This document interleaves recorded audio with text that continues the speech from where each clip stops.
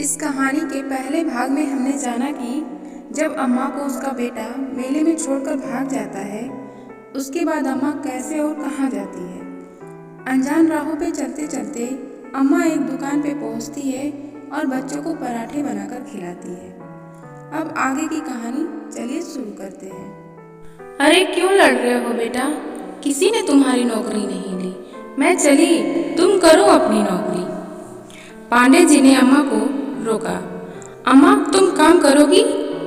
बेटा काम तो मुझे चाहिए, लेकिन किसी का काम छीन कर नहीं। काम का कितना रुपया लोगी? जितने में स्वाभिमान से जी सकूं। तुम्हारा घर कहाँ है अम्मा?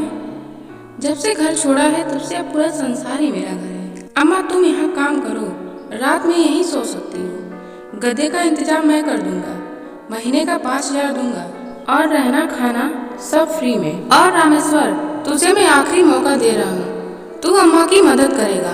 पराठे वो बनाएंगी, सब्जी बाजार से लाना, आटा गूंथना, आलू उबालना तेरे जिम्मे और पराठा अम्मा बनाएंगी। समझ आई बात? बेमन से रामेश्वर ने हाँ कह दिया, जैसे कि किसी ने उसकी गद्दी छीन ली हो।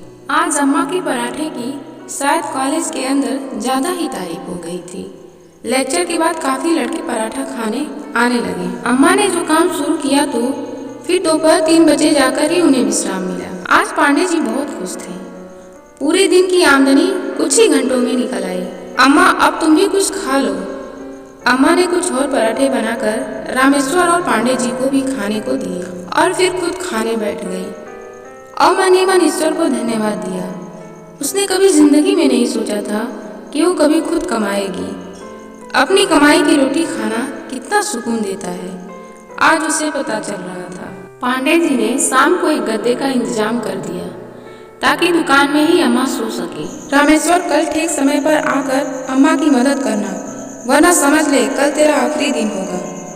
क्या आप बार बार धमकी आते रहते हो हमें? अबे धमकी नहीं है, ये आखिरी चेतावनी है, समझा? शाम 8 बजे पांडे जी और रामेश्वर निकल गए। रह गई अकेली अम्मा।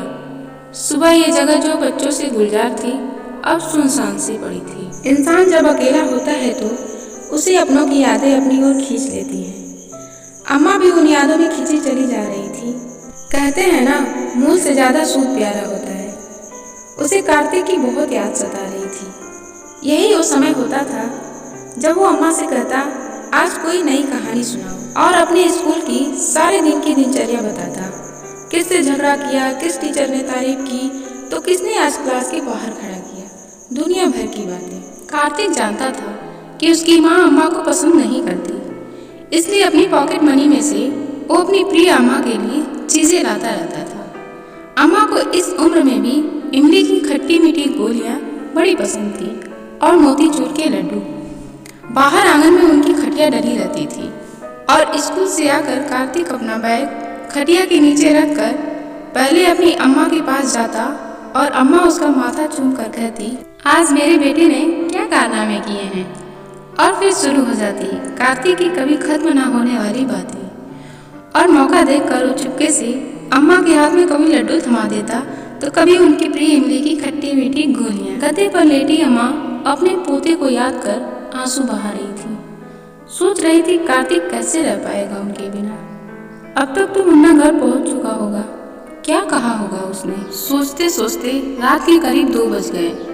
अम्मा ने सोचा अब थोड़ा सो लेती हूँ, फिर सुबह से मेहनत करनी है। नींद नहीं पूरी होगी तो काम भी ठीक से नहीं कर पाऊंगी, लेकिन सोचने से ही नींद आ जाए तो क्या बात होती। नींद अम्मा की आंखों से कोसों दूर थी। बेटे के लिए माँ एक सामान भी हो सकती है जिसकी एक मुद्दत होती है। जैसे मुद्दत पूरी होने पर सामान को फेंक दिया जाता है, आज वो खुद को वैसा ही महसूस कर रही थी। सुबह 7 बजे जब रामेश्वर आया, अम्मा जाग रही थी। क्या अम्मा, मेरी जगह नींद नहीं आई क्या? अम्मा मुस्कुरा दी, क्योंकि कई सवालों के जवाब नहीं होते। अम्मा मैं सब्जी ले आया हूँ, आलू उबलने के लिए चढ़ा रहा हूँ, उसके बाद आटा गूंथ दूंगा। और कोई काम हो तो बता देना, सेठ से शिकायत मत करना, बहुत खिटपिट करता है। बेटा चाय पियोगे? नेकी और पूछ पूछ। अम्मा ने 2 कप चाय बनाई और 1 कप रामेश्वर को दी। एक बात पूछूं अम्मा? पूछो बेटा। तुम यहाँ की तो लगती नहीं हो, कहाँ से आई हो? तुम्हारे घर परिवार में क्या कोई नहीं है? क्यों नहीं, सब हैं। तो तुम यहाँ क्यों हो? बस अपना वजूद ढूंढने निकली हूँ। अम्मा, तुम और तुम्हारी बातें भी ना किसी पहेली से कम नहीं। चाय बहुत बढ़िया बनाई है अम्मा। चाय पीने के बाद दोनों खाने की तैयारी करने लगे। 9 बजे से बच्चों की दुकान पर चहल पहल शुरू हो गई। कल वाले बच्चे कुछ और नए बच्चों के साथ लौट आए थे। अम्मा, कल जैसे ही मजेदार 2 आलू के पराठे बना दो। किसी ने कहा गोभी के तो किसी ने मूली के। अम्मा बड़ी तन्मयता और प्रेम से बच्चों के लिए पराठे बनाने लगी, जैसे घर में आए किसी मेहमान के लिए कोई बनाता है। आज तो पराठे के साथ चटनी भी अम्मा ने बनाई थी, तो बच्चों को कुछ ज्यादा ही स्वाद आ रहा था। इस काम के रूप में अम्मा को जीने का सहारा मिल गया था और इन बच्चों की हंसी और कहकाओं में वो अपना दुख भूल जाती। धीरे धीरे वो बच्चों को उनके नाम से भी जानने लगी। सिगरेट पीते बच्चों को अब अम्मा बड़े अधिकार से टोक भी देती। बच्चे भी अम्मा का बड़ा सम्मान करने लगे थे। पांडे जी भी अपनी बढ़ती बिक्री से खुश थे। अम्मा को काम ज्यादा करना पड़ता था, पर इस काम की वजह से ही तो वो कार्तिक की याद से आजाद रह पाती थी। नोटबंदी की बात हो या अमेरिका में ट्रंप द्वारा लिया गया कोई नया फैसला, अम्मा बहुत गौर से बच्चों की बातें सुनती थी। हर दिन अम्मा को कुछ नया सीखने को मिलता, लेकिन हर रात अब भी ठीक वैसे ही अम्मा जैसे ही अकेले होती, मोह के धागे उन्हें फिर अपनी ओर खींचने लगते। ऐसे ही होते हैं ना मोह के धागे, देखने में बहुत नाजुक लेकिन इतने मजबूत कि टूटते ही नहीं। टूट भी जाए तो लगता है गांठ बांधकर फिर 2 अलग हुए धागों को एक कर दें। अम्मा का तकिया रोज रात को भीग जाता। अब ये उनकी दिनचर्या का ही हिस्सा था। अपनी इन्हीं यादों के जरिए ही तो वो अपने परिवार से जुड़ी हुई थी। कई महीने हो गए थे। पांडे जी का बिजनेस तेजी से तरक्की कर रहा था, लेकिन मुनाफे के इस हिस्से को वो बांटने को तैयार नहीं थे, जिससे रामेश्वर अक्सर उखड़ा रहता था। अम्मा, तुम बोलती क्यों नहीं? काम बढ़ गया है और सेठ तनख्वाह बढ़ाने को तैयार नहीं। पहले बोलते थे कि आमदनी ही नहीं होती है, पैसे के खाक बढ़ाऊं, और अब जब काम अच्छा चल रहा है तो भी पैसा देने को तैयार नहीं है। बेटा, मुझे आए 6 महीने हुए हैं और जितना मिल रहा है वो भी बच ही जाता है। मैं क्या बोलूं? आज तुम्हारे लिए बात करके देखती हूँ। बच्चों ने अम्मा का बैंक में अकाउंट खुलवा दिया था। अम्मा बच्चों को ही पैसे दे देती थी बैंक में जमा करवाने के लिए। एटीएम कार्ड भी था उनके पास, जिसका इस्तेमाल करना उन्होंने अब तक नहीं सीखा था। जरूरत ही नहीं पड़ी थी। खाने और सोने की उनकी जरूरत इस काम से ही पूरी हो जाती थी। रामेश्वर को बहुत ज्यादा उदास देखकर उन्होंने सोचा वो आज जरूर मौका देखकर पांडे जी से उसकी पगार बढ़ाने के लिए बात करेगी। पांडे जी अब दुकान पर कम बैठते थे। अम्मा पर पूरा भरोसा जो था। शाम 7 बजे करीब वो आते और दिन भर की कमाई में से अगले दिन का सामान लाने के लिए रामेश्वर को पैसे देते और निकल जाते। आज भी नियत समय पर पांडे जी आ गए। अम्मा ने आज उनके लिए चाय बनाई। बेटा, रामेश्वर बहुत मेहनत करता है। दिन भर मेरे साथ उसका काम भी काफी बढ़ गया है। उसकी तनख्वाह बढ़ा दो, उचित समझो तो। क्या रे, अम्मा के भी कान भरने लगा तू? अम्मा, तुम बीच में मत पड़ो। आजकल सब्जियां कितनी महंगी हो गई हैं और मुनाफा इतना नहीं है। आगे देखूंगा। अम्मा को कल की सब्जी लाने के लिए पैसे देकर पांडे जी निकल गए। अम्मा को लगा शायद उनके कहने से वो उसकी पगार बढ़ा दे। बेचारा 2 साल से उसी तनख्वाह पर काम कर रहा है, लेकिन शायद पैसा पाकर इंसान और लोभी हो जाता है। देखा अम्मा, एक नंबर का हरामी है ये। सारा पैसा बस खुद रखना चाहता है। गांव में माँ है, बीवी है, 2 बच्चे हैं। 8,000 में कुछ होता है क्या? बड़ी मुश्किल से महीने के आखिर में थोड़ा रुपया बचाकर घर भेज पाता हूँ। इस बार तो अम्मा बीमार पड़ी, खर्चा ज्यादा हो गया। गांव जाने के लिए किराए के पैसे निकालना भी मुश्किल हो रहा है। सोच रहा हूँ अब 2 महीने बाद जाऊँ। बेटा, पैसा चाहिए तो मुझसे ले लो, बैंक में बेकार पड़ा है। अम्मा, आपसे पैसा लेना अलग है और हक का पैसा अलग। 2 साल से उसी तनख्वाह में काम कर रहा हूँ, अब यहाँ मन नहीं लगता। बेटा, धैर्य रखो, आगे अच्छा होगा। अम्मा, क्यों ना हम दोनों मिलकर नया धंधा लगाना शुरू करें। मेहनत तो हम दोनों ही करते हैं ना, मुनाफा एक आता है, तब मेहनत भी हमारी होगी और मुनाफा भी। बेटा, बुरे समय में पांडे जी ने मुझे सहारा दिया, मुझे ऐसे अच्छा नहीं लगेगा। एक बार फिर तुम्हारे लिए बात करूंगी पांडे जी से। ठीक है अम्मा, चलो मैं चलता हूँ, फिर कल आऊँगा। हम तो नौकर लोग हैं, देखो कब तक भगवान इस सेठ की चाकरी करवाता है। कुछ दिन और निकल गए। अब रामेश्वर काम पर तो आता, पर उसका काम में मन नहीं लगता था। अम्मा उसका उदास चेहरा देखकर दुखी हो जाती। वो इस बीच कई बार पांडे जी से उसकी पगार बढ़ाने की सिफारिश कर चुकी थी, पर मानो उनके कान पर जू ही नहीं रेंग रहा था। अम्मा अपना काम उसी उत्साह से कर रही थी। बच्चों को अच्छा खाना बनाकर खिलाना उन्हें बहुत अच्छा लगता था। पराठे बनाते बनाते अम्मा की नज़र पास खड़े एक बच्चे पर पड़ी। उसकी उम्र कार्तिक से 2-3 साल कम ही होगी। देखने में गरीब घर का बच्चा लग रहा था। पराठों की उठती महक उसके खाली पेट में शायद और तरंगे पैदा कर रही थी। वो ललचाई नजरों से देख रहा था। अम्मा ने उसे अपने पास बुलाया। पराठा खाएगा? उसने हाँ में सिर हिलाया और धीरे से कहा, पैसे नहीं है। कोई बात नहीं, वहाँ बैठो, मैं देती हूँ तुम्हें। उसे पराठा खाता देख अम्मा को कार्तिक की याद आ गई। इतना बड़ा हो गया फिर भी कई बार जिद करता था, मुझे आज अपने हाथों से खिलाओ। अम्मा उसकी यादों में खोई ही थी कि पांडे जी की कर्कश आवाज उनके कानों में पड़ी। इसने पराठे के पैसे दिए हैं क्या?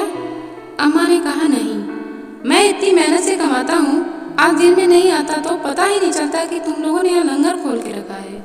अम्मा को पांडे जी की बात अच्छी नहीं लगी। बेटा, मेरी तनख्वाह में से काट लेना। देख लिया तो तनख्वाह में से काट लेना, नहीं देखता तो मेरा पैसा ऐसे ही लुटाती। आज अम्मा को महसूस हो रहा था कि नौकरी में कितनी मजबूरी होती है, गलत ना होते हुए भी सुनना पड़ता है। पांडे जी कुछ और बोलते उससे पहले रामेश्वर बोल पड़ा, ठीक से बात करो उनसे, उम्र में बहुत बड़ी है। पांडे जी को अपने यहाँ नौकरी करने वाली की ये बात कैसे बर्दाश्त होती। वो और ज्यादा भड़क गए। ऐसा माहौल देखकर वो बच्चा आधा पराठा छोड़कर जाने कहाँ चला गया था। अम्मा को बहुत दुख हुआ। वहाँ बैठे बच्चे भी अब इस लड़ाई में शामिल हो गए। अम्मा से कोई तेज आवाज में बोले तो उन्हें कहाँ बर्दाश्त था। इतनी आवाजों में अम्मा की आवाज कौन सुनने वाला था। थोड़ी देर बाद रामेश्वर और अम्मा सड़क पर बैठे थे। पांडे जी ने दोनों को काम से निकाल दिया था। कॉलेज के कुछ बच्चे भी उनके पास ही खड़े थे। अम्मा, तुम परेशान मत हो। बेटा, मुझे अपनी नहीं रामेश्वर की चिंता है। मैं तो अकेली हूँ। उसके काम से उसके पूरे परिवार का पेट पलता है। अम्मा, तुम मेरी चिंता मत करो। मैं तंग आ गया था इस हरामी के साथ काम करते करते। पराठे का ही धंधा करेंगे और इधर ही करेंगे, देखते हैं क्या करता है, और इससे ज़्यादा कमा कर दिखाएंगे। एक चूल्हे और टेबल का ही तो इंतजाम करना है, कर लेंगे कुछ ना कुछ जुगाड़। ठीक है बेटा, तुम चाहते भी यही थे कि खुद का काम शुरू करें। जो होता है अच्छे के लिए ही होता है। रामेश्वर अम्मा को अपने साथ अपने कमरे पर ले गया। आओ अम्मा, हमारे गरीब खाने में तुम्हारा स्वागत है। बेटा, मेरे लिए तो ये किसी महल से कम नहीं। कमरे में सामान ना के बराबर था। कमरे के एक कोने में स्टोव था और गिनती के कुछ बर्तन। एक किनारे पर चटाई के ऊपर एक गद्दा बिछा था और उसी के पास एक घड़ा था जो एक छोटी तस्तरी से ढका हुआ था। अम्मा, बैठने और सोने के लिए यही है, जो भी है, जो है बहुत है बेटा। अम्मा, तुम गद्दे पर सो जाना, मैं चटाई पर सो जाऊंगा। बेटा, माँ को नींद तभी आती है जब माँ अपने बच्चे को सुकून से सोते देखती है। रामेश्वर अम्मा की गोदी में सर रखकर रोने लगा। शायद उसे अपनी माँ की याद आ गई थी। अम्मा ने प्यार से उसके सिर पर हाथ फेरा। बेटा, ये मुश्किल का समय भी कट जाएगा। हाँ अम्मा, माँ की दुआओं में बहुत ताकत होती है। अच्छा बताओ, क्या खाओगी? घर पर क्या है? सब्जी तो नहीं है, मैं बाहर से लेकर आता हूँ। बेटा, चावल दाल है तो खिचड़ी बनाती हूँ। अम्मा को खिचड़ी बनाने के लिए सामग्री देकर रामेश्वर नीचे गया और करीब आधे घंटे बाद आया। कमरे में खिचड़ी की सुगंध आ रही थी। आहा अम्मा, माँ के हाथों में जादू होता है। मेरी खिचड़ी से तो ऐसी महक कभी नहीं आती। रामेश्वर के हाथ में एक चादर था।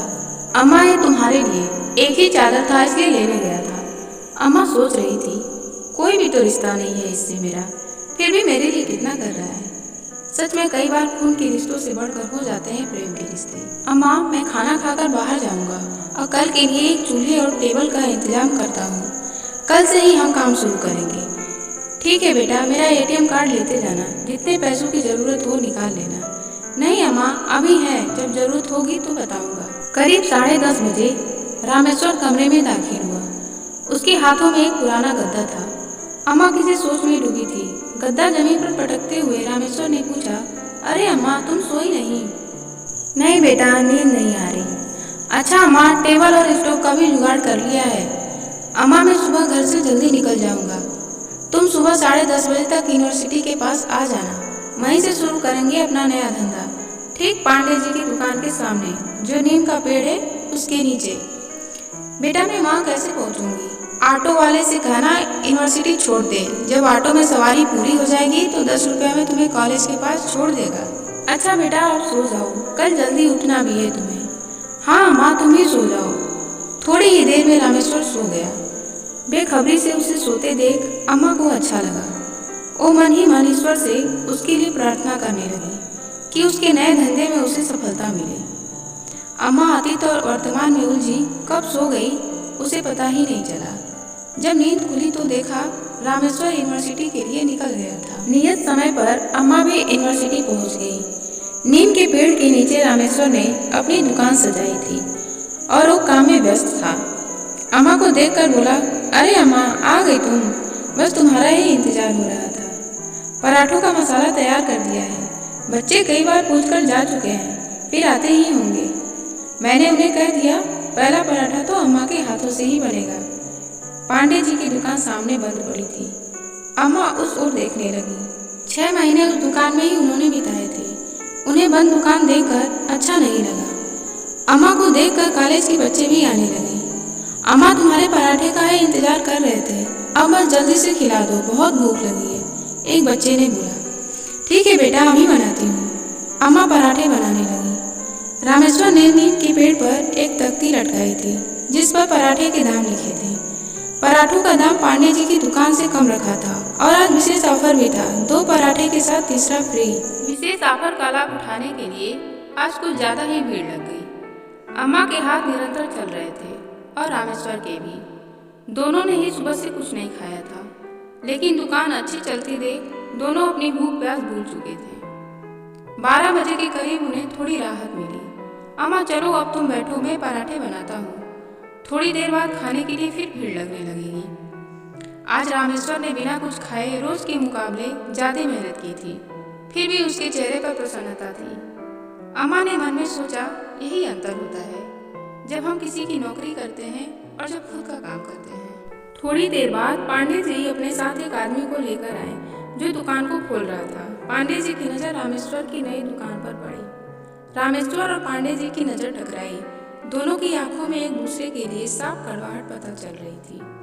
करीब 1 घंटे बाद रामेश्वर की दुकान पर फिर भीड़ जमा होने लगी। वहीं पांडे जी की दुकान खाली पड़ी। इक्का दुक्का लोग ही वहाँ चाय और सिगरेट पी रहे थे। एक बार फिर पांडे जी और रामेश्वर की नजर आपस में टकराई।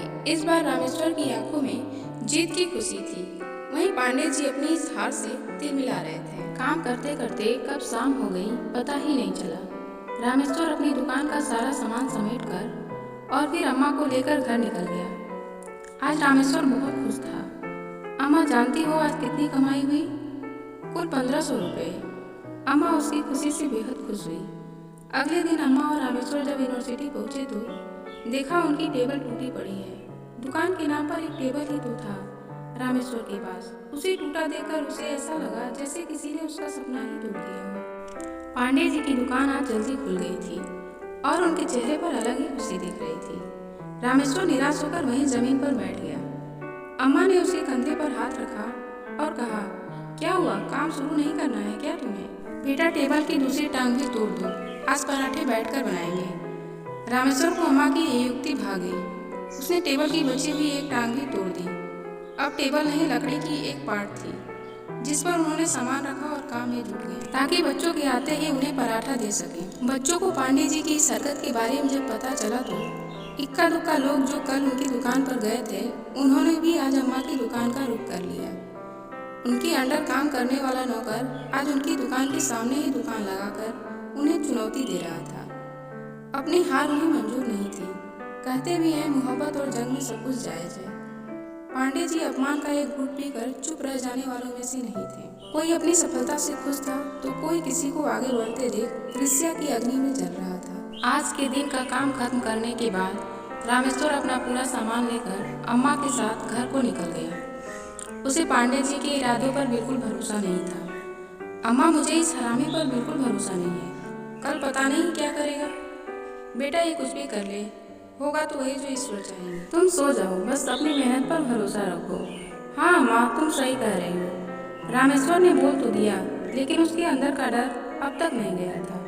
वो पांडे को अच्छे से जानता था। अगले दिन भी रामेश्वर की दुकान पर भीड़ थी और पांडे जी की दुकान पर सिगरेट और चाय के लिए जाते कुछ लोग। तभी एक पुलिस वाला रामेश्वर की दुकान पर आ धमका। पुलिस वाले ने डंडा जमीन पर ठोकते हुए कहा, किसकी दुकान है ये? मेरी दुकान है साहब। ये तुम्हारी जमीन है? नहीं सरकार, बस अभी 2 दिन हुए यहाँ धंधा लगाते हुए। हटाओ ये दुकान अभी के अभी, या फिर मैं हटाऊं अपने तरीके से। ऐसे ना कहो सरकार, ये हमारी रोजी रोटी है। अभी के अभी ये दुकान बंद कर। पुलिस वाले ने रामेश्वर और अम्मा की एक ना सुनी और अपने डंडे से उनका पूरा सामान पाट पर से जमीन पर गिरा दिया। आज सामान फेंका है, कल फिर से दिखा तो तुझे फेंकूंगा, समझा? ऐसा कहकर पुलिस वाला सड़क के दूसरी तरफ पांडे जी की दुकान पर जाकर सिगरेट पीने लगा। सारा सामान सड़क पर धूल खा रहा था। रामेश्वर अपनी किस्मत पर रो गया। अम्मा ने उसके कंधे पर हाथ रखा और बोली, बेटा चिंता मत करो, तुमने किसी का बुरा नहीं किया है। ईश्वर आगे जो भी करेंगे अच्छा ही करेंगे। चलो अभी के लिए घर चलते हैं।